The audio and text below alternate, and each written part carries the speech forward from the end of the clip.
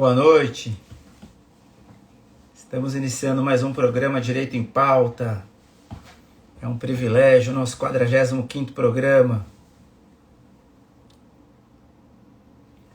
45º programa Direito em Pauta. A Hélida já está aí com a gente. Boa noite, Hélida. Fernanda Morello, querida. Claudomiro sempre com a gente. Janela, Du, Beth, querida Beth. Hoje, ainda bem, né? Dr. Fernando Augusto Salles já está aí, que é o nosso convidado. Já vou chamá-lo aí para participar ao vivo. Hoje a gente vai tratar da desconsideração da personalidade jurídica, da sociedade limitada, inclusive com viés nas relações de consumo. É com muita alegria que a gente dá início ao 45º programa. São 45 lives. Doutor Otero, querido Otero, obrigado pelo prestígio. Grande advogado, estrategista. Doutora, a querida Núria, também chegando aí. Doutor Neves. Doutor Neves é um dos melhores médicos que eu conheço. Tem um cartão de benefícios, cartão Openline. É um cartão de benefícios que facilita o acesso à saúde, cartão de benefícios, consultem lá, Openline, são clínicas conveniadas, é um produto bem interessante. Bom, senhores, eu vou hoje tratar desse tema com a fera no assunto, Dr. Fernando Augusto de Vita Borges de Sales, mais conhecido como Fernando Augusto Sales. Eu já vou convidá-lo para participar conosco aqui, e será um prazer tirar essas dúvidas tão importantes. Tem mais seguidores chegando. Vamos lá, vamos chamá-lo. Boa noite, Dr. Neves, querido. Vou mandar o convite.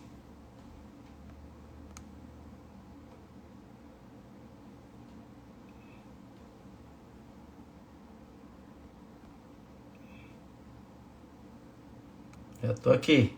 Não sumi não, só estou caçando o Dr. Fernando.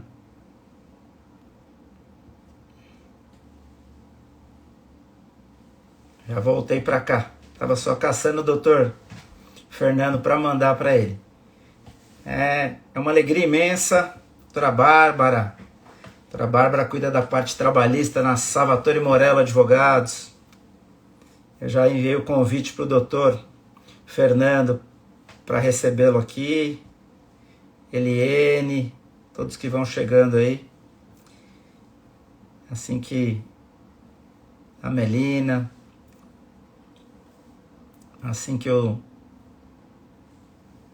Copicares, obrigado. Cooperativa na área da saúde. Grande Copicares, atua em todo o Brasil. Obrigado pelo prestígio. Doutor Fernando, eu encaminhei o convite. Thaís da Royal Life, Serviços Médicos. Mais uma parceira do escritório.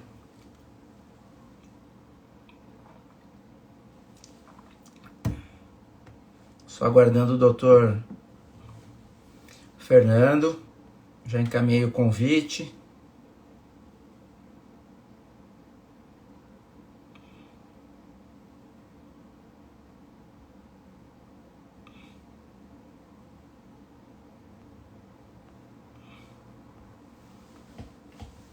Deve ter aqui o pedido do Dr. Fernando. Está aqui a solicitação.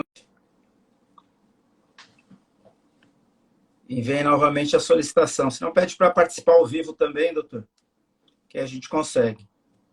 Então, lá vamos nós com a nossa saga da dificuldade de iniciar. Mas vamos lá. Boa noite. Grande, doutor Fernando. Estava complicado aqui. Não tem problema. O importante é que deu certo. Dá bem, né? Que honra recebê-lo no nosso programa Direito em Pauta. É a nossa 45ª edição. E ela vem aí coroada com a sua presença. Olha, que beleza. Prazer é todo meu. Prazer, doutor Constantino, é todo meu estar aqui com você nesse programa. 45ª, é um número cabalístico, né? 45, olha só que beleza. Né? É verdade. Fico feliz de estar aqui. Fico feliz. Eu vou tomar a liberdade de rapidamente aí falar do seu currículo abreviado, para quem está começando a nos seguir aí, de maneira bastante breve. Doutor Fernando é advogado, mestre em Direito, tem pós-graduação em Direito Civil, Direito do Trabalho, Direito do Consumidor, é professor, professor de Direito na Unip, na Faculdade de São Bernardo, professor convidado em vários cursos preparatórios e de exame de ordem, professor da ESA, palestrante da OAB, palestrante em outras áreas também, e autor de várias obras na área jurídica. Uma delas, inclusive, é a que a gente, do tema que a gente vai tratar hoje, que, se eu não me engano, está na segunda edição, né, doutora, a sua obra? Verdade. Segunda edição já. Graças a Deus, a primeira edição vendeu rapidinho e já estamos na segunda edição aí, firme e forte. Legal. E essa obra, gente, depois ele provavelmente vai fazer o merchan e vai mostrar a obra para a gente, mas é uma obra bem completa, viu? Para quem tem interesse no assunto, vale a pena adquirir a obra, porque ela é bem completa. Vamos lá, Quer fazer suas considerações iniciais, doutor? Fica à vontade. Epa, perdemos o contato.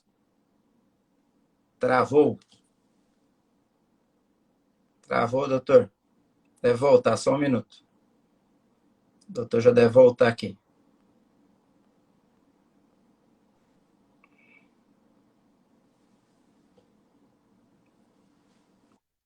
Voltou?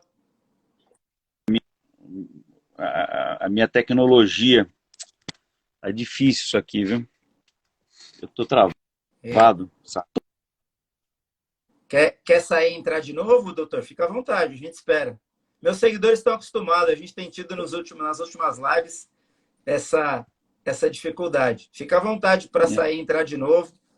É, porque eu sei Giovanni, que grande Giovanni. já virei tudo aqui, tá difícil. Eu acabei apertando aqui a câmera, Acho que né? agora Eu inverteu a câmera, né? agora eu voltei, Voltou. agora eu voltei. Tô aqui, tô aqui. Eu quero então agradecendo o convite, foi assim, aí de novo aqui. Quero agradecer o convite. Tá, vou de novo. Não tem problema, a gente tem paciência. Nenhum problema, doutor. Cristiano, boa noite. André, Alessandro, as pessoas que estão aí. A gente está com um pouco de dificuldade na conexão.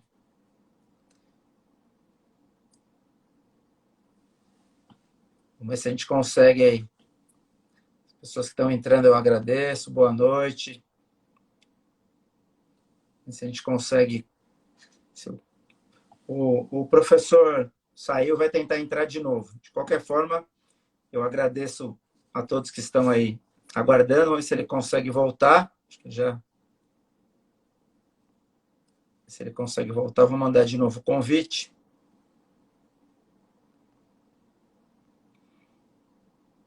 Só um minuto que eu estou mandando aqui o convite para o doutor.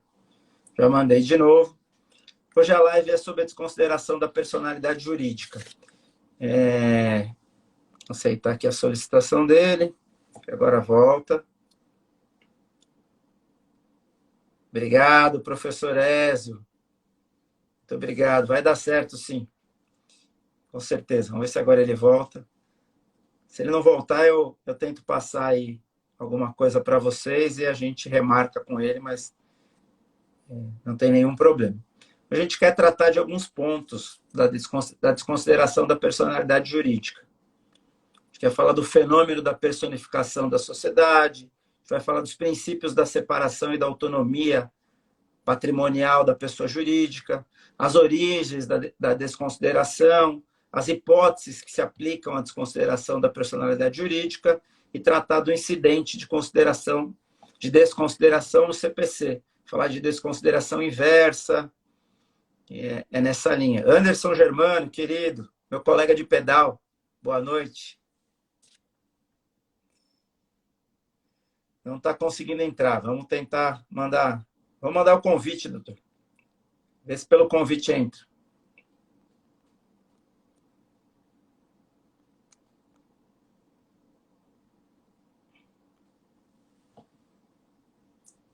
Vê se com o meu convite entra. Thaís, o tema é interessante, Thaís, tem razão, porque ele envolve praticamente todas as pessoas jurídicas, né? Como lidar com isso, né? Você sai de uma empresa e aí como é que você responde com o seu patrimônio pessoal, não responde. A ideia é tratar de todos esses assuntos. Evandro, grande Evandro, Central Consult. Evandro faz vários cursos interessantes, fóruns, seminários. É verdade, Giovanni. A questão na justiça do trabalho, a gente tem duas teorias. A teoria maior e teoria menor. São duas teorias que se aplicam à desconsideração da personalidade jurídica. Mais uma solicitação.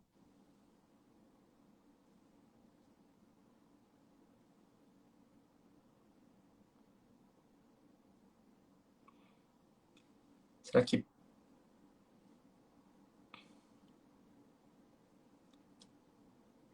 tá aqui, vamos lá. Tá tentando com outro Instagram, vamos ver se agora vai. Doutora Rosa Ramos, que honra tê-la aqui. Obrigado. Está tentando. Marcelo, direto de Campos do Jordão. Grande Marcelo. Sou eu, ainda bem que você aceitou. Eu corri trocar de celular. Não sei, travou. Calma. Que agora voltou, vamos lá. Os problemas da tecnologia. Estou ouvindo bem. Faz parte. Faz parte, é. Ainda Então, bem que tinha um celular aqui para trocar, né? Que bom, né? Vamos lá, vamos em frente. Eu já adiantei, enquanto o senhor fazia isso, quais são os pontos que a gente quer abordar.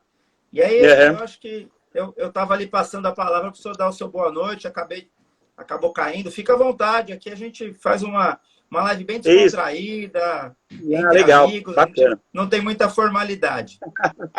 É isso aí. Então, quando eu caí, eu estava agradecendo o convite, com muita honra, eu fui convidado para estar no seu programa e estou aqui com o maior prazer. Então, eu quero agradecer, dar boa noite a todo mundo que está aí assistindo, tem bastante gente conhecida que eu já vi que entrou aqui. E é isso aí, vamos bater o papo sobre desconsideração, porque é o assunto que nos traz aqui, né? Vamos lá, sou todo seu. Doutor, vamos iniciar, agradeço aí pelas felicitações, vamos lá. O que seria a personalidade jurídica e quando ela se inicia? Então, essa é a questão importante, né, para a gente sempre falar. Se a gente vai falar em desconsideração da personalidade jurídica, tem que saber o que é a personalidade jurídica, né? E é uma das coisas mais, assim, no direito, principalmente no direito empresarial, uma das coisas mais importantes, né? Você atribui os direitos de personalidade para uma entidade que, na verdade, não existe, né? Que a gente pega, assim, por exemplo, uma sociedade. As pessoas constituem uma sociedade para desenvolver uma atividade econômica, né? A partir do momento em que você registra essa sociedade na junta comercial, você está dando existência para ela, né? Ela passa a ser uma pessoa, né? Uma pessoa jurídica. Então, assim, uma da pergunta, quando é que a empresa adquire personalidade jurídica? A partir do registro, né? A pessoa jurídica se torna pessoa jurídica a partir do momento que eu registro ela. Né? Seja uma sociedade, uma associação, uma ONG, o que for. Eu registrei no órgão competente e eu dou vida para ela. Né? E é importante por quê? Porque é essa pessoa jurídica que vai interagir no mercado. Né? Ela que vai fazer contratos, vai fazer negócios, vai contratar empregados. A pessoa jurídica. E ela só pode fazer isso porque a lei reconhece a ela os direitos de personalidade. Né? E são, acho, as coisas mais importantes que a gente tem para o direito empresarial. Então, a gente pode afirmar que se adquire a personalidade jurídica com o registro. Com o registro, a partir do momento do registro. Né? Eu sempre falo o seguinte, olha, a pessoa natural, ela adquire personalidade com o nascimento. Né? Nasceu, saiu do ventre materno, já tem personalidade. A gente não precisa fazer nada para ela adquirir personalidade. Basta nascer com vida. Né? É o que diz o Código Civil. Agora, a pessoa jurídica, não. Né? Porque ela só vai nascer com o registro. Uma sociedade, por exemplo, ela pode existir por anos a fio sem registro. Ela é uma sociedade irregular, porque não tem registro. Ela não tem personalidade jurídica, essa sociedade. Mas a sociedade existe. ela só não é uma pessoa, né? Ela vai se tornar uma pessoa a partir do momento que registrar. Nós registramos, ela se torna uma pessoa. Tá. Quais são os principais efeitos dessa personificação? Quando eu adquiro a personalidade jurídica, quais são os principais efeitos gerados por isso? Então, eu tenho a primeira coisa é você dar a essa entidade os direitos de personalidade, né? Então ela tem direito ao nome, tem direito a um domicílio, tem direito à nacionalidade, mas mais importante de tudo isso, né? Vamos falar do que interessa, que é o dinheiro, né? Ela tem, a partir da personificação, ela tem autonomia patrimonial, né? Ela passando a ser uma pessoa, ela passa a ter direitos de propriedade, por exemplo, né? Então o que a pessoa jurídica adquirir é da pessoa jurídica. O lucro que a pessoa jurídica tiver pertence à pessoa jurídica, né? Ela tem, então, direitos patrimoniais, autonomia patrimonial e, por consequência, ela tem responsabilidade, né? Aquilo que ela contrair de obrigação é ela que tem que pagar, a pessoa jurídica. Esse é o primeiro efeito importante. O segundo efeito importante é que, a partir do momento em que eu dou personalidade para essa sociedade, por exemplo, eu afasto ela do sócio.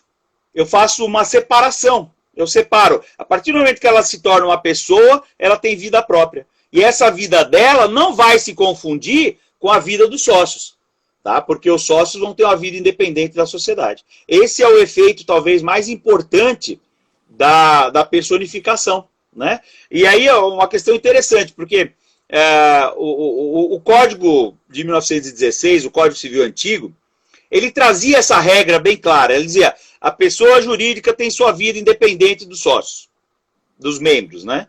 Então, essa dissociação estava prevista no Código 16. O Código atual, ele não trouxe essa previsão, né? Então, quando o Código foi promulgado, essa regrinha que tinha no Código Antigo, no artigo 20, não foi repetida, né? E aí ficou uma discussão. Será que não é mais assim? Né? Mas aí agora, em 2019, a Lei da Liberdade Econômica, ela ressuscitou esse princípio da separação, introduzindo no Código Civil o artigo 49A, tá? Que diz exatamente isso, que a pessoa jurídica tem uma existência distinta das pessoas que compõem os seus quadros, tá? Para mostrar que o legislador, hoje, ele tem essa posição da separação. Da personalidade jurídica, o que acontece, então? Aquela entidade vira uma pessoa que tem direito patrimonial, mas ela é responsável pelas suas obrigações, e essas obrigações não são atribuíveis, num primeiro momento, aos sócios. Os sócios não têm obrigação para cumprir o que a empresa deixou de pagar, tá? Isso é uma das principais consequências de dar personalidade jurídica para uma sociedade limitada ou qualquer que seja, né? Para uma associação, isso é importante, né? Por isso é importantíssimo, né? Isso é importantíssimo. Primeiro que você está dando autonomia. Imagina uma sociedade que tem 20 sócios e eu tenho que correr atrás da assinatura de todo mundo para fazer um contrato, para fazer alguma coisa. Não dá certo, né?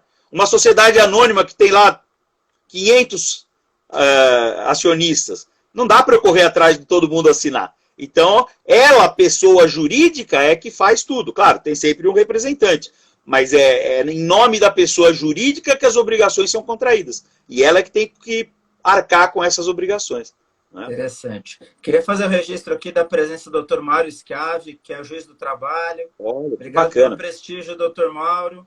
Dr. Marcelo Rocha, da Rocha Calderon, também estava aí nos acompanhando.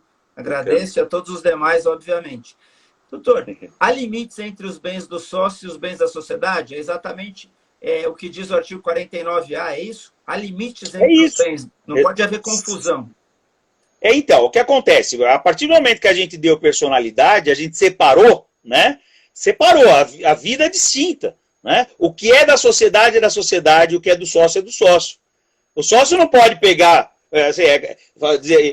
numa coisa bem óbvia, né? O sócio não pode passar lá no fim do dia, no caixa, pegar o dinheiro e sair gastando. Aquele dinheiro do caixa não é dele, né? Esse dinheiro do caixa pertence à sociedade, né? O sócio vai ter direito aí de uma retirada no final do mês, se ele trabalha, ou no fim do ano, se ele não trabalha para a sociedade, né? Ele tem direito lá de um prolabore se ele trabalha, ou dos dividendos no final. Mas ele não pode pegar o dinheiro da sociedade e pôr no bolso, né? Quando ele faz isso, aí acontece a tal da confusão, né? Essa confusão patrimonial que não pode acontecer, né? O que é da sociedade é da sociedade, o que é do sócio é do sócio, né? Havendo essa confusão, a consequência a gente vai ver lá na frente o que acontece. É importante também já ficar aí para quem está nos acompanhando essa dica, né? Essa separação do dinheiro, mesmo que seja uma sociedade unipessoal, não importa.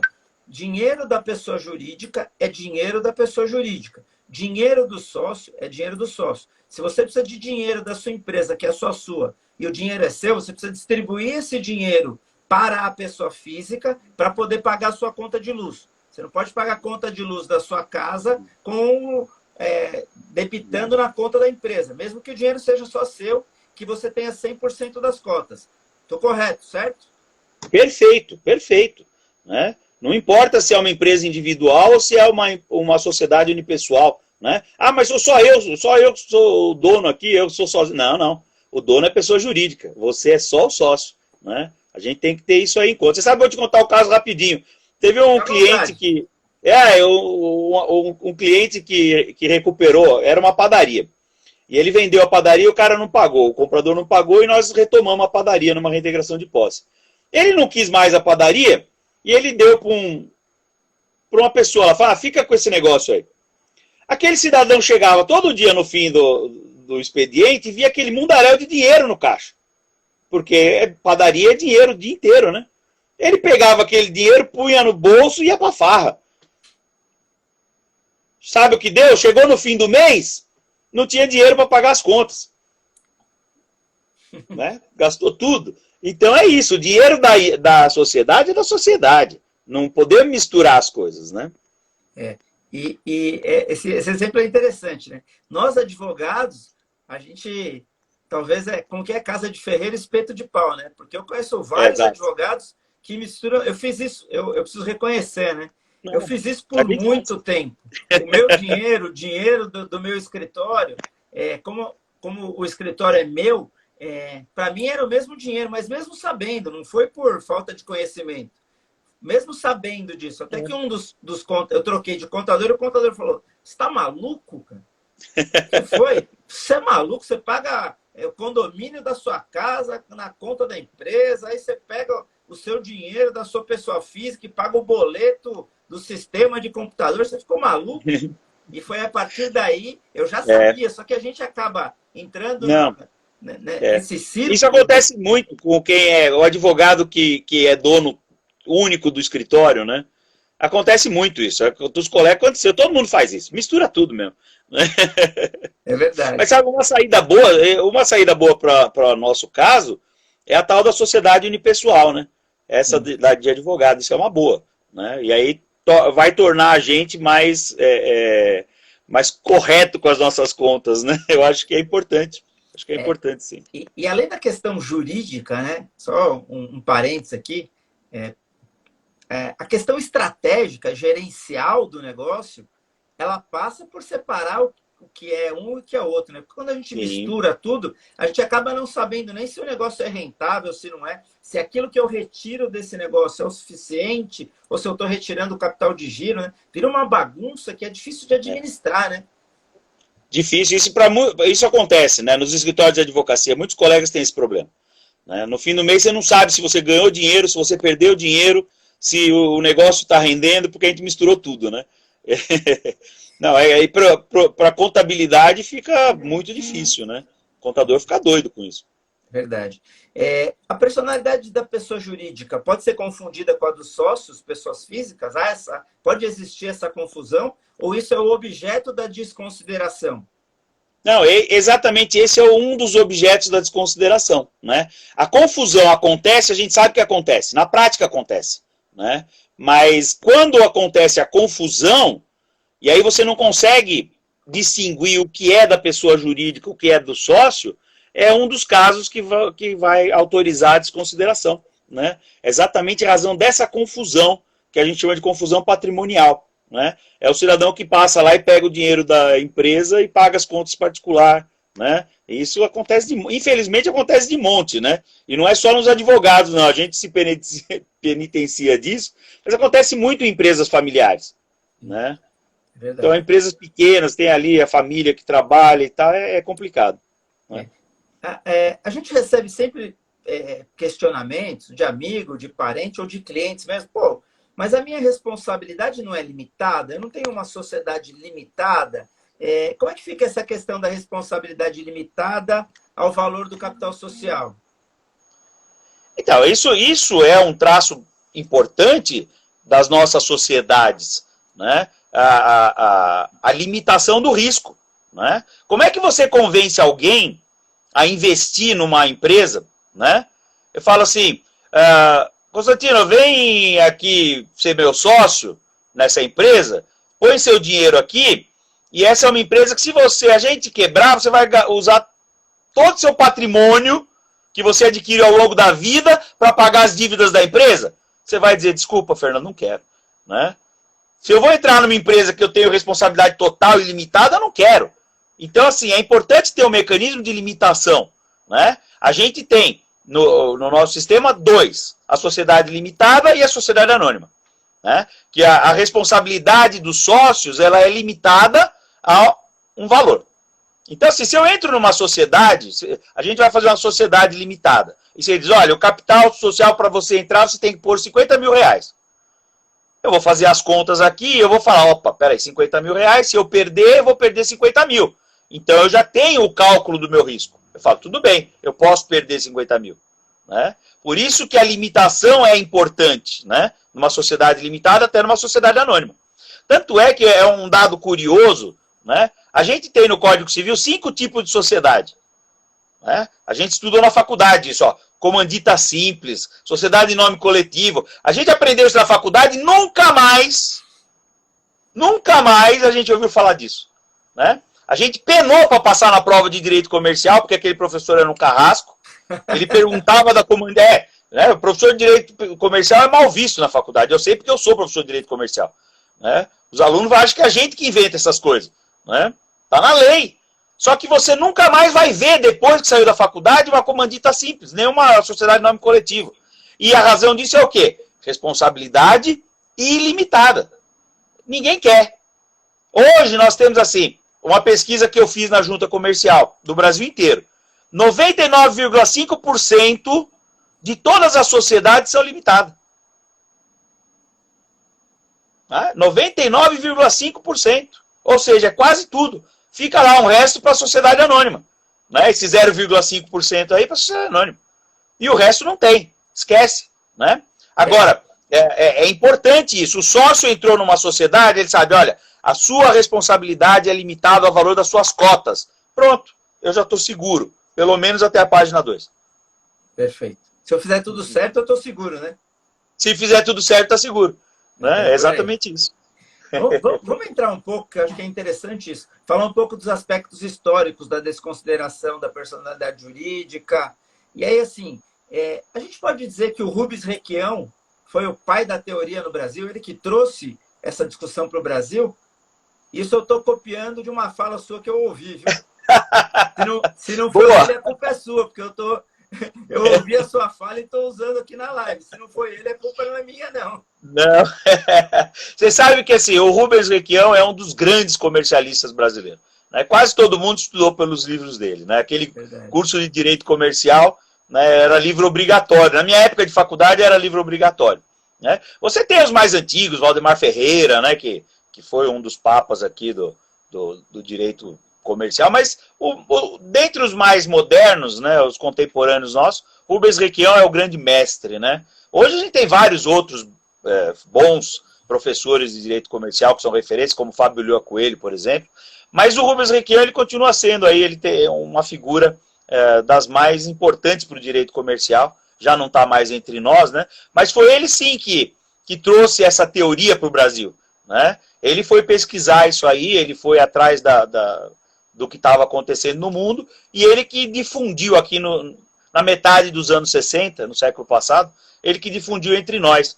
né? A origem da desconsideração, ela é antiga. Ela vai lá em 1873, se não me falha a memória, na Inglaterra. Porque o que aconteceu lá? Lá aconteceu um caso desse. O cidadão era um empresário individual, então logo ele respondia por tudo, né? E aí ele se viu numa situação de crise financeira e malandramente o que ele fez? Ele arranjou mais 7 pessoas e ele constituiu uma companhia, uma company, né, dos ingleses, que é uma sociedade limitada, né? Então ele transformou a empresa individual dele numa sociedade limitada. E aí o que acontece? Bom, aí ele tem a proteção da lei, né? De ser responsabilidade limitada. Ato seguinte, ele saiu da sociedade. Ele deixou os laranjas lá e ele saiu da sociedade. Levou a parte dele e deixou a empresa quebrar. Aí o que acontece? Foi decretada a falência, puseram um administrador lá, e esse administrador, quando chegou, ele percebeu essa manobra, né? Essa malandragem. E ele apontou para o juiz. Ele falou, ó, tem um problema aqui, é uma fraude, ele constituiu a companhia para se livrar das dívidas, e ele requereu ao juiz que então o juiz não considerasse aquela manobra e imputasse a responsabilidade para a pessoa física, do sócio que saiu. E o juiz foi na dele e falou, ó, beleza, é isso aí mesmo, tá certo, é fraude, temos que coibir, papapá. O juiz foi na dele, ele recorreu, o tribunal manteve a decisão, ele recorreu para a última instância, o STF deles lá da época, né? E o STF deles deu, deu um jeitinho dizendo, não, olha, tudo que ele fez está dentro da lei.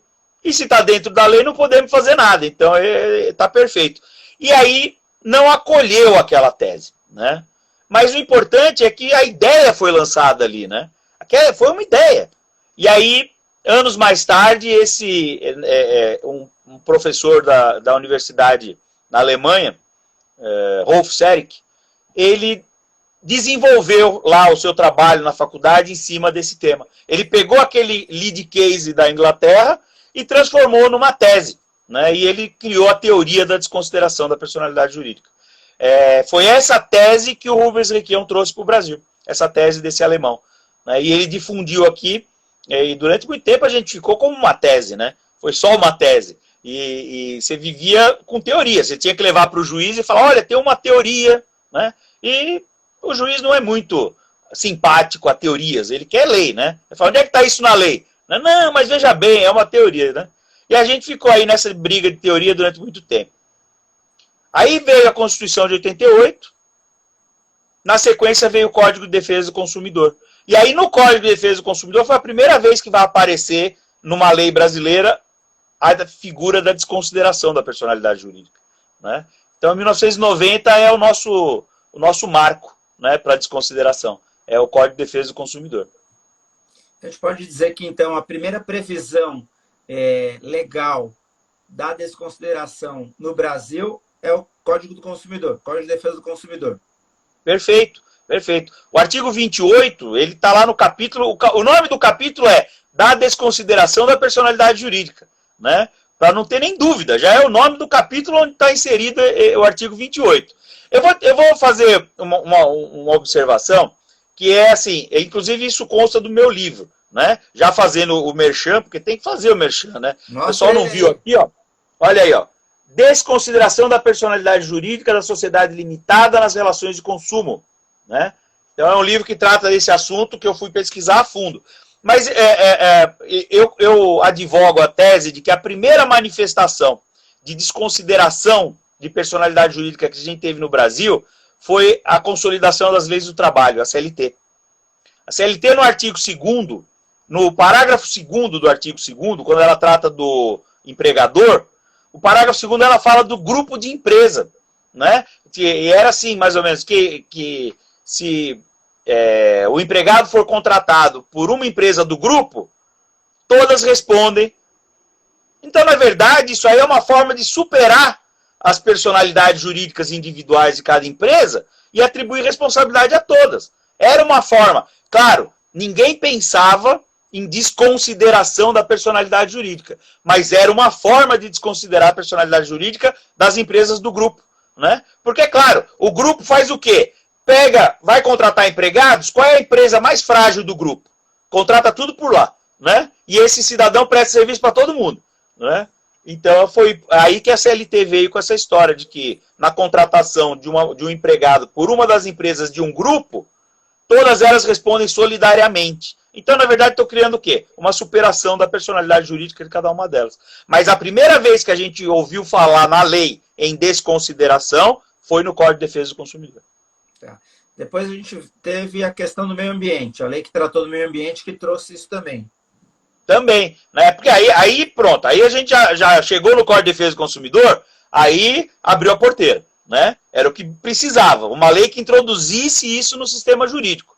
Aí começou a vir. Logo na sequência, em 94, veio a lei da defesa da concorrência, né? A lei 8.884. Essa lei, ela previa a desconsideração nos casos de infração à ordem econômica, né? Então, 90, 94. Depois, 98, lei de crimes ambientais, né? E aí ela trouxe também, no artigo 4º, ela trouxe lá a possibilidade da desconsideração da personalidade jurídica, né? Só que, veja, são leis específicas e pontuais, né? Código de Defesa do Consumidor para relação de consumo. Lei da concorrência para infração à ordem econômica. E lei de crimes ambientais para danos ao meio ambiente. Então, você tinha ali, ó, nessas 3 situações eu podia desconsiderar. O que estava faltando era uma norma geral, né? Para utilizar para tudo. Eu não tinha até então. Eu só vou ter depois com o Código Civil. Tá. Dessas leis, me parece que a gente consegue tirar 2 teorias. O que a gente chama de teoria maior e de teoria menor. Sim. Qual que seria a diferença entre essas teorias e a utilização prática, né? Então, essa questão é importante, né? Porque o que acontece? Quando se pensou na desconsideração, e aí vamos pegar aquele professor alemão lá que fez a primeira tese. Ele era um acadêmico, né? Ele é um cientista, né? Ele não está pensando no que acontece no dia a dia, na prática. Então ele criou uma teoria, uma tese baseada em todo um planejamento. Então ele diz, olha, a personalidade jurídica, ela é uma coisa boa, né? A lei ela é importante, a lei está aí para determinar, então ela só pode ser superada em casos excepcionais. E ele falou, ó, em caso de haver desvio de finalidade da pessoa jurídica, ou no caso de haver confusão patrimonial. Fora disso, esquece, não vai desconsiderar. Então ele criou uma teoria mesmo com ares científicos. Essa teoria dele foi chamada de teoria maior. Maior exatamente por quê? Porque ela é trabalhada, né? Ela foi pensada, foi planejada, então criou-se todo um arcabouço de argumentos para desconsiderar. Só que a evolução dessa teoria conduzia a uma outra necessidade, porque a gente vai encontrar situações que eu não consigo identificar a confusão patrimonial ou desvio de finalidade, né? Como pretendia aquele alemão. Então, chegamos num ponto em que uma outra teoria surgiu. Foi chamada de teoria menor da desconsideração.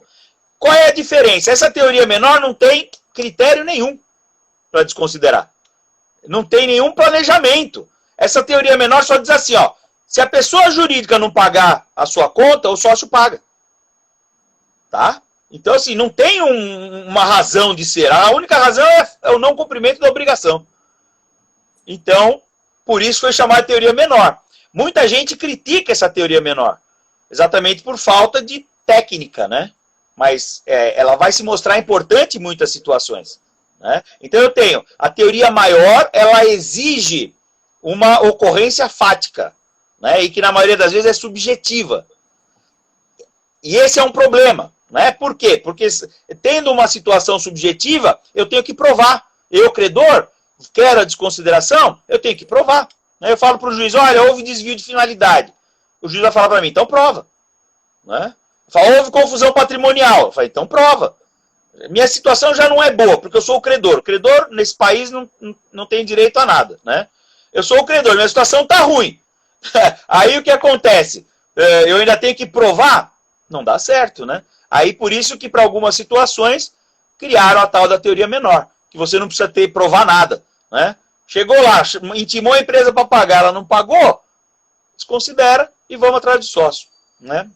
Dizer, só que uma coisa importante, diga. Não, pode falar.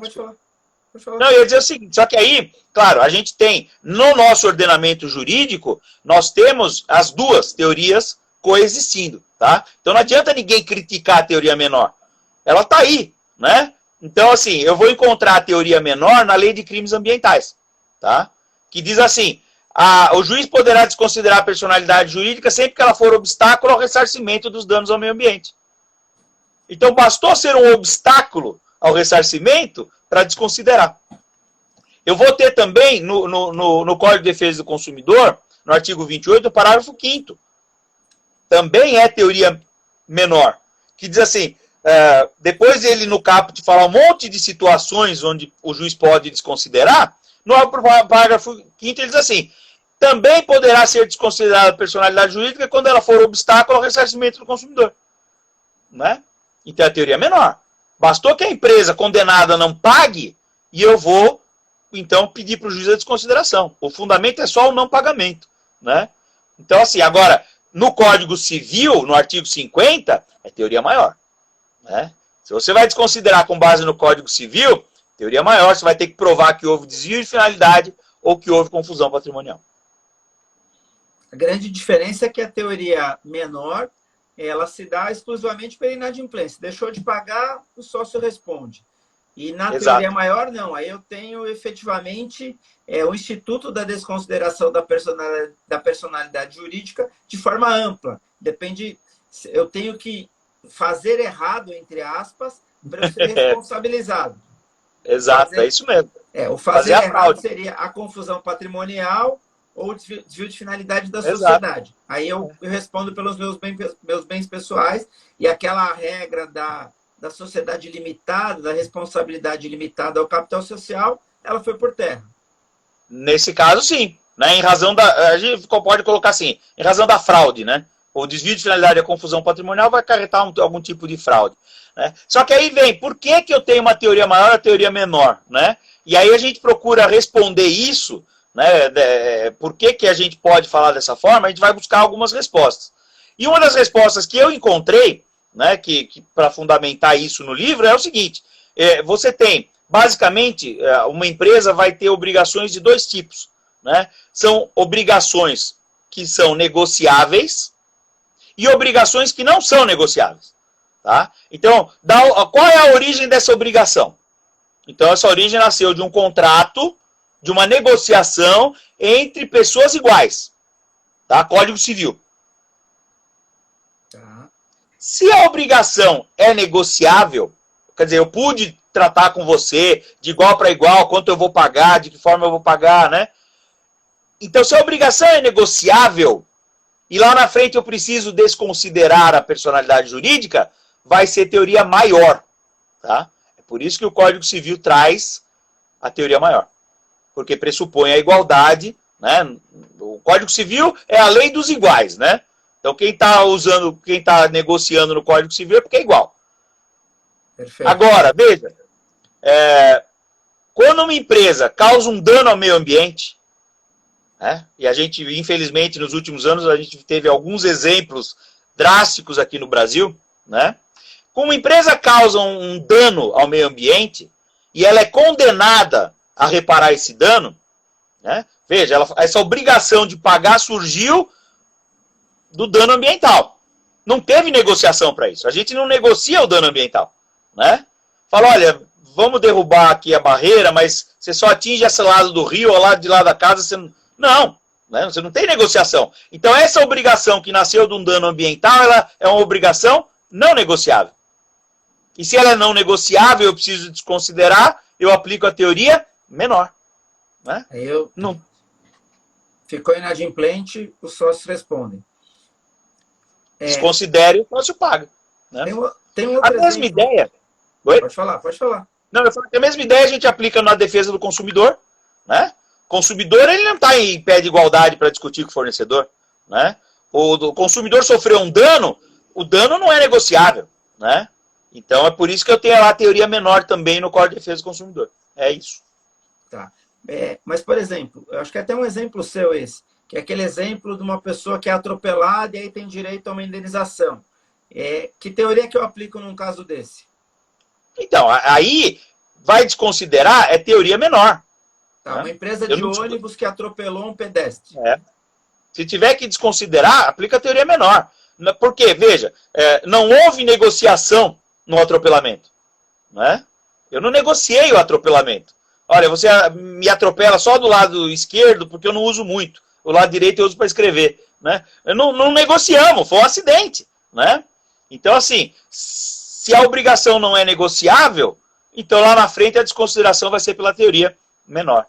Eu acho que essa é a ideia que a gente tem que difundir, né? A gente tem que utilizar. Tá. Vamos passar um pouco para a parte prática. Eu acho que o conceito e como se aplica, eu acho que está bastante claro. As suas explicações trouxeram bastante clareza. Como que funciona na prática um pedido de desconsideração da personalidade jurídica? Então, agora, né, desde 2015, com o novo CPC, a gente tem uma previsão legal no ponto de vista processual, que a gente não tinha. Né? Existia a previsão da desconsideração material, né? Então, desde o Código de Defesa do Consumidor, mas eu não tinha uma forma de fazer isso em juízo, porque o nosso Código de Processo Civil era de 1973, não se pensava nisso. Né? Então, assim, problema, cada juiz fazia de um jeito. Né? Se você não tem uma regra única, cada juiz aplica do jeito que quiser. Então, eu estava precisando de uma regra para isso, e essa regra veio no CPC atual, né, que é de 2015, que trouxe, né, porque é o que acontece, não tinha, na discussão para elaborar o projeto do código, alguém falou, olha, vamos enfiar a desconsideração da personalidade jurídica aí, né, que está precisando. E criou-se, então, um procedimento chamado o incidente de desconsideração da personalidade jurídica. Né? Ele está lá no artigo 133 do CPC. Né? Então, você tem lá um incidente próprio para fazer a desconsideração no processo. E veja, a desconsideração vai acontecer num processo, tem que ser num processo judicial, não tem outra forma de fazer a desconsideração. No processo judicial, então agora eu tenho um procedimento que, veja, ele foi inserido no capítulo da intervenção de terceiro. Tá? Então, o que é o incidente de desconsideração da personalidade jurídica? É uma forma de intervenção de terceiro. Está ali ao lado da denunciação da lide, do chamamento ao processo. Né? Então, assim, por que uma intervenção de terceiro? Porque se o juiz desconsiderar a personalidade jurídica, ele traz o sócio para dentro do processo. O sócio é um terceiro. Né? A ação é contra a empresa, mas eu trago o sócio para dentro do processo para responder por essa obrigação. Então, o Código de Processo Civil, ele trouxe esse procedimento. E ele diz o quê? Bom, eu posso requerer a desconsideração, eu posso instaurar esse incidente a qualquer fase do processo. Tá? Na fase de conhecimento, no cumprimento de sentença ou no processo de execução. Tá? Então, em qualquer momento que eu quiser, que eu achar que eu devo, eu faço. Só que, assim, eu sempre digo o seguinte, claro, né? A gente não vai ficar se preocupando com isso durante a fase de conhecimento. Né? A fase de conhecimento eu estou preocupado em constituir o título executivo. Né? Aí eu inicio o cumprimento de sentença, aí que eu vou descobrir que a empresa não existe mais, que ela teve algum problema, enfim, e aí que eu vou pedir a desconsideração. Normalmente, no cumprimento de sentença, né? É mais racional. Né? Então, assim, o que eu tenho que... Primeira coisa, o incidente deve ser instaurado mediante requerimento, tá, da parte. O juiz não faz de ofício, segundo o Código de Processo Civil. Se faz mediante requerimento, eu tenho que provocar a jurisdição. Tá? Então, se você é o credor e quer a desconsideração, você tem que pedir. Né? E aí, você vai fazer uma petição instaurando o incidente, requerendo ao juiz. Nessa petição, e uma coisa que é importante, eu sempre gosto de frisar isso, nessa petição que você vai pedir a desconsideração, você já tem que apontar para o juiz qual é o fundamento legal. Tá. Qual é o fundamento legal para a desconsideração? Que pode ser Código de Defesa do Consumidor, se for consumidor, lei de crimes ambientais, se for meio ambiente, né? Ou se não for nada disso, Código Civil, né? Que é a nossa pior, Código Civil é a nossa pior alternativa. É só quando não dá para enfiar outra lei, a gente tem que usar o Código Civil. Mas eu tenho que indicar para o juiz. Então, assim, se a minha relação é uma relação de consumo, eu já vou pedir, na petição que instaurar o incidente, eu já vou dizer para o juiz aplicar o artigo 28 do CDC. Porque se trata de uma... Que eu vou para a teoria menor, que na verdade só a própria inadimplência já é suficiente para ele deferir. Exatamente. Eu não penso duas vezes, viu? Eu já vou direto para o parágrafo 5º do artigo 28, quando eu peço. Né? Porque é melhor. Fiz o incidente, fiz a petição, protocolei, automaticamente o processo é suspenso. Tá? Com o incidente, o processo é suspenso. E é bom lembrar, é uma das únicas coisas no processo civil hoje que suspende o processo, tem efeito suspensivo. Porque o legislador fez um jeito de tirar quase tudo que tinha efeito suspensivo, não tem mais. Né? Para dar celeridade ao processo. Mas a desconsideração não. Tem que suspender o processo. Suspender o processo para quê? Para poder citar os sócios, para os sócios poderem vir se defender. Porque essa foi a grande desculpa para criar o incidente. Né? Até na exposição de motivos do CPC fala isso, fala, olha, não havia, no sistema anterior não havia previsão legal, processual, então não estava garantindo o contraditório. Né? Muitas vezes o sócio era tomado de surpresa. Né? Você pedia para o juiz para desconsiderar e já bloquear as contas do sócio. E o juiz já desconsiderava e já bloqueava. E o sócio ia ficar sabendo porque o gerente do banco ia ligar para ele amanhã, né? E dizer, olha, sua conta aqui ó, tá travada. Né? Então, essa é uma das desculpas, né? A necessidade do contraditório. Então, mas isso principalmente na Justiça do Trabalho. Na Justiça do Trabalho acontecia muito. Eu tenho uma dúvida com relação a isso. Quer dizer, hoje, no incidente de desconsideração da personalidade jurídica, eu obrigatoriamente tenho que dar conhecimento aos sócios. E aí eu não dou oportunidade para eles esvaziar o patrimônio? Tirar o dinheiro da conta? Não, o sócio, o sócio é uma pessoa bacana. Ele vai ser chamado pelo juiz e vai ficar quietinho, não vai fazer nada com o dinheiro dele no banco. Pode ter certeza. Né? Óbvio, né? Quem não faria? Né? O juiz te chama e fala, olha, estão pensando em trazer você para o processo para pagar a conta da empresa que você era sócio. O que você tem a dizer? Ele fala, espera aí que eu já falo com você. Né? Vou no banco e saco tudo. Né? Não tenha nem dúvida. Isso vai acontecer e acontece mesmo. Né? É um problema desse incidente. Né? Eu sempre fui um crítico desse incidente dessa forma. Por causa disso. Não vejo nenhum problema em um juiz bloquear as contas, primeiro, porque depois dava a oportunidade do sócio vir e discutir.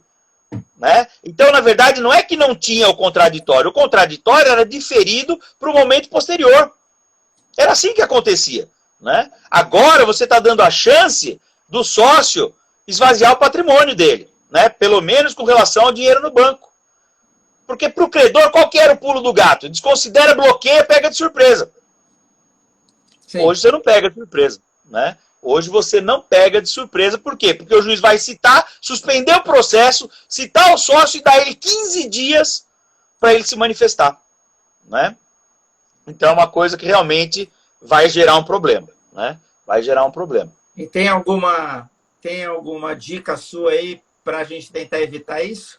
Então, o que eu tenho feito e com algum resultado bom, é o seguinte, eu faço a petição pedindo para instaurar o incidente, fundamento ela direitinho e peço no final para o juiz conceder uma tutela de urgência cautelar.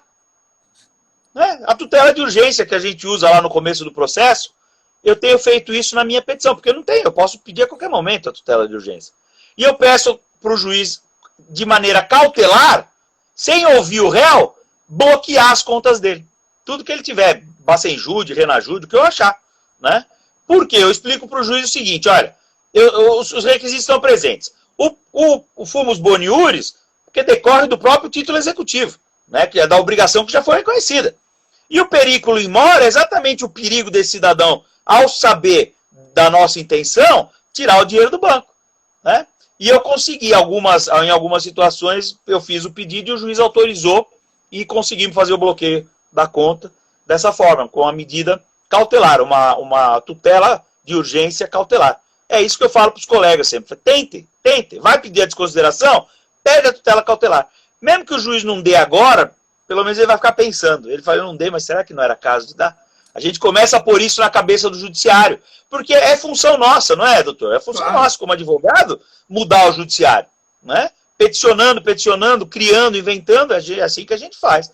Né? Então é por aí. Eu recomendo isso. Perfeito. Normalmente ela é utilizada lá no cumprimento de sentença. Quando eu vou receber, a empresa não tem dinheiro. Mas tem algum impedimento para que, se eu já tiver esse conhecimento, quando eu distribuir a ação inicial, eu já pedi na petição inicial, tem algum impedimento legal? Não, muito pelo contrário, né? Tem previsão legal. O próprio CPC, ele reconhece essa possibilidade. Né? Ao ingressar com a ação, se eu já sei que a empresa não existe, ou se ela tem algum problema desse tipo, que eu lá na frente vou pedir a desconsideração, se eu já sei de antemão, eu já posso pedir na própria inicial. Então eu já explico para o juiz, né, eu coloco a ação contra os sócios e já explico que eu estou fazendo isso porque a empresa, enfim, e aí eu aponto o fundamento legal. Né? Então eu posso fazer já na petição inicial. Normalmente, o que acontece? A gente já tem, né? A gente tem uma ação lá em andamento contra essa empresa, a gente já passou por isso. Eu vou entrar com outra ação, eu já sei, eu não vou perder meu tempo. Eu faço a inicial e na inicial eu já peço a desconsideração e aí eu fundamento.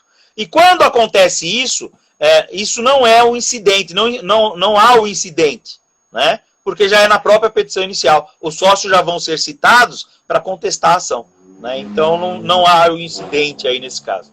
Também não há impedimento para que eu peça em instâncias superiores. Eu posso pedir no tribunal, por exemplo.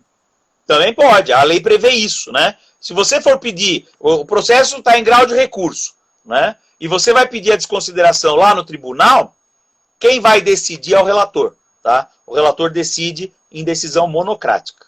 Tá? E ele vai decidir se desconsidera ou não em relação monocrática. Tá? Tá. E só pegando o gancho, né, talvez até seja o que você vai perguntar, mas já estou no embalo. Né? Qualquer decisão sobre desconsideração da personalidade jurídica, em primeiro grau, cabe agravo do instrumento. Tá? O juiz decidiu por sim, por não, não importa. Você pediu desconsideração, o juiz decidiu, cabe agravo do instrumento.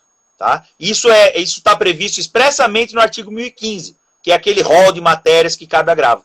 Então você pode ir lá e pode agravar. Se for no tribunal, decisão monocrática do relator, o recurso é o agravo interno. Tá? Aí você faz o agravo interno para a turma julgadora poder apreciar. Perfeito. Vamos lá. Naquela ilha de excelência, Justiça do Trabalho, respeita bonitinho? Então, na verdade, assim, a Justiça do Trabalho é terra de ninguém, né? A gente brinca, é terra de ninguém. Lá cada juiz, cada vara tem o seu próprio código, né? Quem nunca passou por isso, o juiz fala, doutor, aqui é assim, né? Não, aqui é assim não, tá na lei ou não tá, né? Aí o que acontece? Na Justiça do Trabalho, a gente também viveu momentos difíceis por falta de previsão legal, mas com a reforma trabalhista, a CLT passou a prever a desconsideração, né, dizendo que se aplica o incidente do CPC. Tá? Então, esse incidente do CPC, ele vai ser aplicado na Justiça do Trabalho. O juiz vai ter que respeitar dessa forma. Né? Faz a requerimento do credor, não pode fazer de ofício. Aliás, lembrando uma coisa importante, né, que isso foi uma coisa que mudou na Justiça do Trabalho com a reforma trabalhista. O juiz não pode mais iniciar a execução de ofício, como ele fazia antes. Né? Só em casos específicos que a lei vai apontar lá, causas de pequeno valor, que a pessoa não tem advogado e tal. Mas, numa causa normal, o juiz não pode começar a execução de ofício. É o credor que tem que iniciar a execução. Então, acabou aquela história de execução de ofício na Justiça do Trabalho. E ele não pode desconsiderar a personalidade jurídica de ofício, porque ele tem que aplicar o incidente do CPC. que diz que tem que ser mediante requerimento. Tá? Então, o juiz no trabalho ele vai ter que seguir bonitinho o incidente de desconsideração. E tem uma coisa importante também, eu não me lembro o número agora, mas tem uma medida provisória recente que ela mexe também com a prescrição intercorrente, né? Ela reduz os prazos de prescrição intercorrente. Então, essa coisa de não iniciar a execução de ofício, isso é importante até para considerar a prescrição. Né? É importante esse assunto. Exato, exato. É isso mesmo. Dá para aplicar no juizado especial? Então, é assim, o Código de Processo Civil, se você puxar lá nas disposições finais e transitórias, eu não vou lembrar o número do artigo 1200 e qualquer coisa. Enfim, lá nas disposições finais e transitórias, ele diz assim, o incidente de desconsideração da personalidade jurídica se aplica ao juizado especial civil. Tá? Muito bem, né? Ok. Só que eu tenho a minha ressalva com relação ao juizado, né? E, inclusive, quem quiser mais detalhe, no livro tem essa minha crítica, né? Eu digo o seguinte, veja, o incidente do Código de Processo Civil é intervenção de terceiro. Sim. E a Lei 9.099, ela proíbe expressamente intervenção de terceiro no juizado. Então, como é que eu posso aplicar uma intervenção de terceiro se ela é proibida pela Lei 9.099, que é uma lei especial? A lei especial prevalece sobre a norma geral. Código de Processo Civil é norma geral. Não adianta o Código de Processo Civil falar que se aplica, porque a própria lei diz que não aplica. Você teria que mudar a Lei 9.099. Mas o nosso legislador é preguiçoso, né? Ele não alterou, devia ter alterado. Ele mudou tanta coisa, né? O Código de Processo Civil alterou a Lei 9.099. Por exemplo, nos embargos de declaração. Sim. Por que não alterou nessa questão? Né? Porque o legislador não pensa, né? E não pensa. Quer dizer, para mim, eu digo, não cabe o incidente, cabe a desconsideração. Mas não cabe esse incidente no juizado. Como é que tem que fazer? A moda antiga. Pede a desconsideração, o juiz desconsidera e já bloqueia. Né? Porque é juizado, né, gente? É juizado. Mas eu admito e eu sei que eu vou ser voz vencida nisso. Né? Porque o judiciário faz o que ele quer. Né? Mas alguém tem que se levantar contra isso. Né? Alguém tem que levantar a bandeira. Nos casos de falência, a gente tem alguma regra especial com relação à falência? Então, aí é o que acontece. Falência é outra coisa que mudou, né? No fim do ano passado, a Lei 14.112 alterou a Lei 11.101, que é a Lei de Falência. Né? E assim, modificou muita coisa. Né? Modificou muita coisa. E dentre essas mudanças, a gente passou a contar com a previsão legal, artigo 82A, se a minha cabeça ainda está... Eu confesso que eu já tenho uma dificuldade, viu, mas eu acho que é 82A mesmo. Eu acho que é 82A. E aí o que acontece? Introduziu esse artigo 82A para falar da desconsideração da personalidade jurídica em caso de falência. E ele diz o seguinte, a empresa, se você for requerer a desconsideração da personalidade jurídica de uma empresa que faliu, só quem pode decidir sobre isso é o juízo da falência. Então, criou uma regra que atrai. Seu processo está em São Paulo. A falência da empresa é na Bahia. Você não pode pedir a desconsideração no seu processo aqui em São Paulo. Você vai ter que ir até a Bahia para pedir lá para o juiz lá de Salvador, né, onde está a falência. Esse é um problema. Né? Que assim, para tornar mais difícil a nossa vida. Para desconsiderar, é claro, para tornar mais difícil a desconsideração em caso de falência. Né? Então aí diz, aplica-se na falência o incidente do CPC, só que ele não suspende o processo de falência. Tá? Essa é a novidade no processo de falência, no que diz respeito ao processo de falência. Legal. Professor, quais suas dicas para quem quer sair de uma sociedade limitada e para evitar uma posterior execução por desconsideração? Tem alguma dica? Eu quero sair de uma sociedade. E aí, como é que eu me protejo de não ter uma desconsideração posterior? Tem alguma... Não, veja, você tem... assim, se você está numa sociedade limitada, muito provavelmente o juiz vai aplicar aquela regra dos 2 anos, né? de você ficar respondendo depois da saída. Que eu também tenho uma ressalva, se a gente for analisar a fundo, não é bem assim, né? Mas o juiz aplica. Quer dizer, veja, é difícil a gente falar na parte da teoria, né? E aí é que nem assim, imagina o professor de direito penal explicando para os alunos dele, né? E aí ele explica hoje o negócio, amanhã o Supremo faz outro, né? O aluno vai cobrar, fala, pô, professor, mas o senhor não falou que não podia? Ah, mas agora pode, né? Então, assim, na verdade, assim, uma coisa é a gente pegar a lei academicamente, né? E fazer um estudo sobre essa lei. Depois o juiz vem e fala que não é nada disso, né? Então a gente tem esse problema. Essa regra dos 2 anos, ela se aplica em algumas situações, não em todas. Mas o juiz aplica em todas, né? Porque é mais fácil para ele. Então, assim, você tem esse problema. Então, o que acontece com a desconsideração? Na Justiça do Trabalho, a gente sabe como é que funciona a cabeça do juiz. Se o sócio que saiu era sócio quando o empregado trabalhou, eu desconsidero aqui, eu vou atingir ele lá. Não quero saber quantos anos faz que você saiu da sociedade, né? Eu vou desconsiderando e vou pegando todo mundo. Se ninguém tiver dinheiro para pagar, vai chegar naquele sócio que saiu há 10 anos atrás, mas que foi sócio quando aquele empregado trabalhou na empresa. Então, assim, na verdade, não tem uma garantia. Não posso dizer que eu tenho uma garantia, porque o judiciário acaba fazendo o que dá na telha, né? E a gente fala, aí vão me cobrar. Mas você não falou que isso resolvia, né? Resolvia na teoria, né? Porque na teoria saiu da sociedade, saiu, né? Eu tenho um caso agora, hoje, o cliente me trouxe um problema hoje no escritório, eu acabei tendo que atender ali rapidamente ele, que é o seguinte, havia uma empresa com 2 sócios.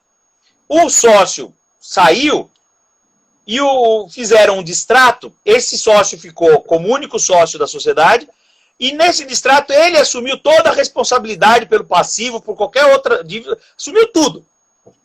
Agora tinha uma ação trabalhista contra essa empresa, e esse sócio, que era o único, morreu, né? Para ajudar. Essa ação trabalhista, agora na fase de execução, enfiou esse sócio que saiu. E esse sócio que saiu falou para o juiz, opa, eu saí aqui, ó. Sabe o que o juiz falou para ele? Não é problema meu. Isso é um contrato que você tem com o seu sócio, você se resolva com ele. Você vai ficar aqui para responder. Entra com a ação regressiva depois contra ele. Exatamente. Eu resolvo o meu problema, depois você resolve o seu com o seu sócio, né? Então é isso que vai acontecer, né? A gente vai, na prática.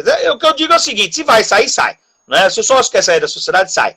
Sai, faz um contrato bem amarrado, né? Para poder regressivamente, se for o caso depois, tomar as providências cabíveis contra esse sócio que ficou na sociedade, né? Legal. É a única recomendação que a gente pode dar. Eu acho que a gente falou praticamente tudo. Só que ficou pendente a questão da desconsideração inversa. Acho que era importante falar um pouco disso. Verdade. Desconsideração inversa também reconhecida pelo Código de Processo Civil. Era uma teoria, né, até então, e o Código de Processo Civil positivou essa teoria. O que é desconsideração inversa? É a gente fazer o caminho inverso do que a gente está fazendo. A gente está pensando aqui em partir da obrigação da sociedade que não paga para o sócio que está por trás dela, né? Então esse é o objetivo da desconsideração da personalidade jurídica. Porque o sócio malandro, ele se esconde atrás da pessoa jurídica, né? Ele vai desviando todo o recurso da pessoa jurídica e esvazia ela porque ele não tem responsabilidade. Por isso que a gente faz a desconsideração. Esse sócio malandro, ele já descobriu que a gente descobriu a malandragem dele e ele inventou outra malandragem. Agora ele faz o quê? Ele está cheio de dívida, pessoa física, e transfere todo o patrimônio que ele tem para uma sociedade, para uma pessoa jurídica que ele constitui. Para ele, quando for executado, falar, eu não tenho nada, né? Mas ele é sócio de uma empresa que tem muito dinheiro. Então a gente descobriu isso também e fez então uma teoria inversa. Falar para o juiz, olha, ele não tem nada, mas ele tem uma sociedade que tem dinheiro, que é forte, ele é sócio lá. Então eu quero que se atribua a responsabilidade do sócio para a pessoa jurídica. E fazemos o caminho inverso. Né? E nesse caminho inverso, eu também tenho que demonstrar fraude, aí eu não aplico teoria menor, né? Eu tenho que demonstrar fraude, ou não? Então, aí eu vou dizer para você, depende também, né? Tá. Depende. Né? Porque se essa pessoa cometeu um dano ambiental, né? Porque é mais difícil a gente lidar, a pessoa física, o sócio, né? Não sei o que ele faz da vida, né? Mas vamos supor que ele tenha causado um dano ambiental grave, né? E ele foi condenado. Tá. E aí, se ele não tiver dinheiro para pagar a mim, se for sócio numa empresa, o Ministério Público, ou sei lá quem, vai fazer esse caminho inverso, né? E aí vai aplicar a teoria menor, porque é dano ambiental, né? Não vejo problema em aplicar a teoria menor nesse caso, não, né? Então é assim. Sabe que eu vi interessante uma decisão? A desconsideração inversa em caso de divórcio. Interessante. Era uma ação de divórcio, né? E aí, um divórcio litigioso. Na partilha, na discussão da partilha, cara, o marido, bem orientado, enfim, né? Ele já preparou o terreno para o divórcio. Então, ele foi esvaziando o patrimônio pessoal dele e jogando tudo para uma empresa, para uma pessoa jurídica, né? Quando a mulher pediu o divórcio e foram discutir a partilha, não tinha bens para partilhar. Só que a mulher descobriu que tinha feito essa manobra toda e ela conseguiu, nessa ação de família, a desconsideração inversa para pegar os bens daquela sociedade, da qual ele nem fazia parte, porque, na verdade, ele era o sócio oculto, né? Mas ela conseguiu provar e pegou. Você vai ver que interessante? Desconsideração inversa numa ação de divórcio, né? Esse acórdão está no livro também. Quem tiver interesse pode conseguir. Legal. Bom, acho que a gente conseguiu passar por tudo. Estou satisfeitíssimo com a aula. Na verdade, não foi uma live, foi uma aula, né? Não, antes da gente encerrar, mostra o livro para a gente de novo, para quem tiver interesse. Olha aqui, ó. Aqui. Pessoal, uma audiência rotativa, é interessante. Desconsideração da personalidade jurídica, editora JH Mizuno. Nós estamos na segunda edição, porque a primeira esgotou o ano passado rapidamente. Fizemos a segunda edição, saiu agora. Quem tiver interesse nesse livro, pode mandar uma mensagem para mim, aí no Instagram, Fernando Augusto Salles, tá? Ou então pelo e-mail, sales_fernando@hotmail.com, né? E aí a gente negocia aí o livro e eu envio para todo o Brasil pelo correio, né? Estão vendendo isso aqui que nem água. Então, você quer saber da desconsideração? É esse aqui, ó. E o de falência, tá aí do lado ou não? Tá aqui também. Livro eu não falta aqui, viu? A gente faz uma live inteira só falando dos livros que eu tenho aqui. Esse eu lancei também agora, ó. A nova lei de falência, né? Que é a análise da lei 14.112. Então, tem uma análise com comparativo do que era, de como é, de tudo que mudou, ó. Bacana para você que quer entender a lei de falência, né?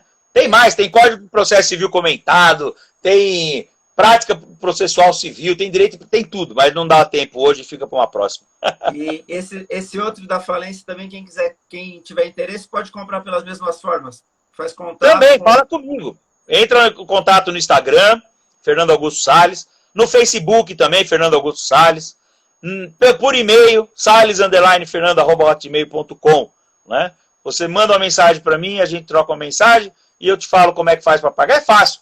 Então, hoje tem o Pix resolve o problema de todo mundo. Manda um Pix, eu mando pelo correio. Né? Super fácil, super fácil. Sem intermediário, sem atravessador, o preço sai mais barato.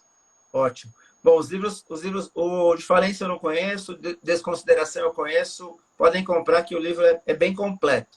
Antes de finalizar e queria passar o recado da nossa 46ª live. Semana que vem a gente fala com o Dr. Rinaldo Martorelli. Quem se lembra do Martorelli? Martorelli foi goleiro do Palmeiras.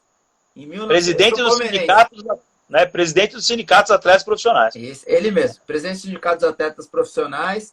Ele foi goleiro do Palmeiras. Ele é da minha área aqui. Da minha região, aqui de São Caetano. Isso, a gente vai falar sobre os atletas profissionais durante a pandemia, essa questão da suspensão dos jogos, suspensão de campeonato, falar em geral como a pandemia afetou os atletas profissionais de futebol. Na próxima quarta-feira, amanhã eu tenho uma live da ABERC, Associação Brasileira das Empresas de Refeições Coletivas, para falar de flexibilização, estou gago hoje aqui, flexibilização das relações do trabalho. Quem quiser acessar, pelo site da ABERC tem o link, ABERC. Amanhã, 17 horas. Professor, muito, muito obrigado. Realmente, quando eu quis falar do assunto e consegui encontrá-lo, foi a melhor escolha que eu fiz. Esgotou, demonstrou que sabe bastante, deu aula. Alguém colocou aí, foi um aulão, não foi uma aula. É isso mesmo. Queria agradecer a todos que nos acompanharam. Se cuidem, a pandemia está aí, tomem cuidado, não menosprezem, a gente precisa de vacina, não menosprezem o vírus. É isso aí. Máscara, Usem máscara. gel, evite aquilo que der para evitar, sem entrar na discussão econômica. Ninguém aqui está a favor de um ou de outro. Está Nem política. a favor da vida. É óbvio que tem pessoas que precisam sair, mas quem puder, fique em casa. Quem puder, evite aglomeração. Sair para trabalhar é uma coisa, sair para ir para o bingo é outra coisa. São coisas diferentes. Preciso sair para trabalhar, senão minha família morre de fome. Faz parte. A gente mora num país de terceiro mundo, de quarto mundo, estamos indo para o quinto mundo se continuar assim. Mas agora, sair para balada, sair para fazer festa, sair para se divertir, você pode até se matar, mas o problema é que você está matando os outros, né? Que não querem. Então, vamos ter consciência. Tenho falado isso sempre no final das lives. Agradeço de coração a todos que nos acompanharam. Muito obrigado. E devolvo a palavra para o senhor fazer as suas considerações finais. E a gente encerra. Muito obrigado. Gratidão a todos. Quero aqui agradecer mais uma vez o convite que me foi feito, né? Muito honrado de participar aqui do seu programa e de ser o 45º, né, a participar aqui do seu programa. Que bacana. São iniciativas como essa que tornam aí a nossa vida em pandemia mais fácil, né? Eu acho que isso é importante, a gente ter essa possibilidade de conversar, de assistir lives, né? Eu falo aqui com você, mas eu assisto várias outras também, né? De colegas, de amigos, né? Vou entrar no Martorelli, porque eu quero ver a palestra do Martorelli. E assim, parabéns pelo programa, parabéns pela condução do programa, né? Isso é muito importante também.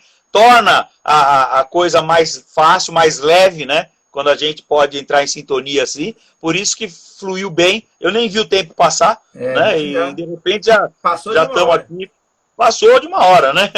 Então eu quero agradecer a oportunidade que você me deu de eu falar do meu livro também, de fazer essa propaganda, porque a gente está no Brasil. O Brasil, você falou, indo para o quinto mundo, é um país que não lê, né? Infelizmente.